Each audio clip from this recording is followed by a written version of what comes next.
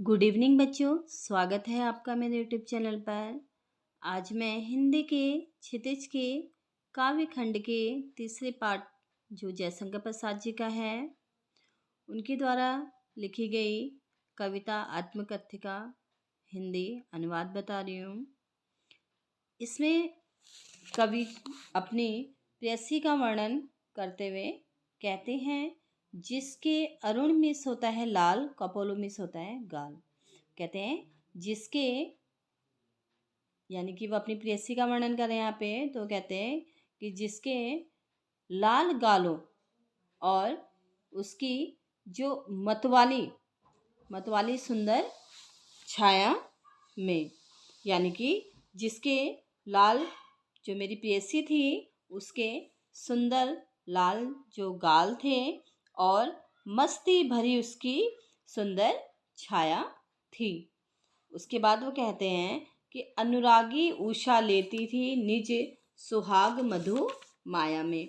यहाँ पर वो कहते हैं कि मानो मानो जो ऐसा होता है ना, कभी कभी आकाश में जो है काले बादल छा जाते हैं, कालीमा हो जाती है, तो कहते हैं कि मानो जो भोर है वो क्या करता है, अपनी जो लाली है उसकी प्रेयसी, यानी कि उन्होंने अपनी प्रेयसी का वर्णन किया यहाँ पे, तो कहते हैं मानो उसकी प्रेयसी के गालों की लालिमा से प्राप्त करती है।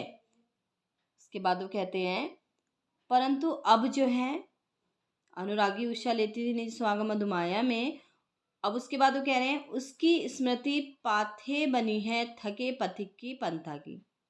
यहाँ पर वो कहते हैं कि जो मेरी प्रेयसी थी, स्मृति में होता है यादें, वो कहते हैं कि जो मेरी प्रेयसी की यादें हैं ना, वो मेरे लिए क्या बनी है, जिस प्रकार एक थका हुआ जो व्यक्ति होता है वो रास्ते में अगर उससे कहीं छाँव मिल जाए तो वो क्या करता है, छाँव मिल जाती है तो वहाँ बैठ जाता है, तो वो थोड़ा सा अच्छा महसूस करता है। उसके लिए वो एक मतलब एक जो पथिक होता है रास्ते पे चलने वाला, उसके लिए जो छाया होती है वहाँ पर बैठ जाता है, वो वहाँ पे पानी वानी भी पी लेता है, तो क्या होता है वहाँ पे अपनी थकान को उतार लेता है, उससे अच्छा लगने लगता है, उसकी थकान दूर हो जाती है। उसी प्रकार मेरी स्मृति, जो मेरी प्रेयसी थी, उसकी यादें भी मेरे लिए क्या बनी हैं, उसकी पाथें बनी हुई हैं। सीवन को उधेड़ कर देखोगे क्या मेरी कंथा की।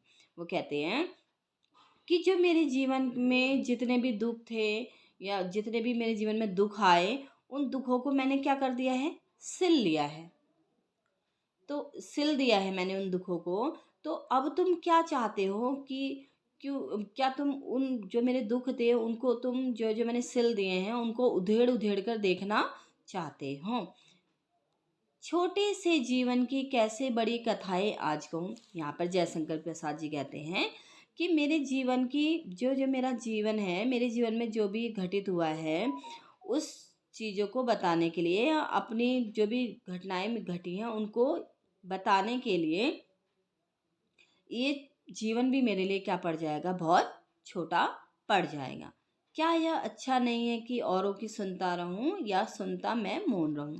वो कहते हैं कि अब मेरे लिए यही सही है कि मैं औरों की सुनूं और मैं स्वयं क्या रहूं, मौन यानी चुप रहूं, क्योंकि मैं अपनी आत्मकथा लोगों के सामने नहीं बताना या दिखाना चाहता हूँ। क्योंकि लोग क्या करते हैं, मजाक बनाते हैं। उनका कहना यही था कि लोग जो है दूसरों के सुनने का मजाक बनाते हैं।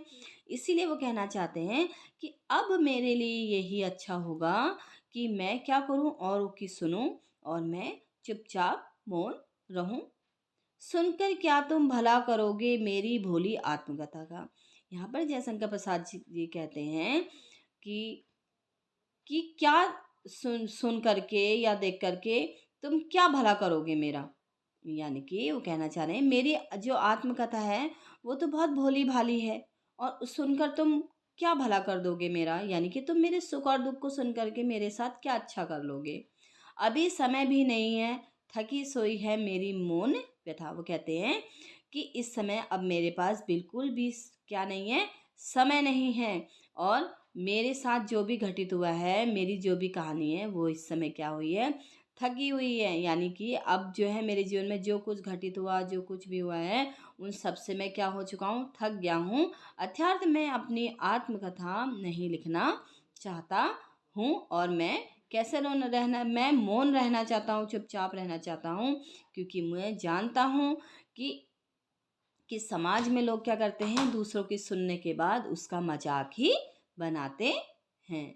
ये बहुत अच्छा वर्णन किया गया है जयशंकर प्रसाद जी के द्वारा। उन्होंने अपनी आत्मकथा में जो भी वर्णन किया है वो बहुत अच्छा वर्णन किया है और अपनी कविता के माध्यम से आत्मकथा ना लिखने के कारणों को बताया गया है।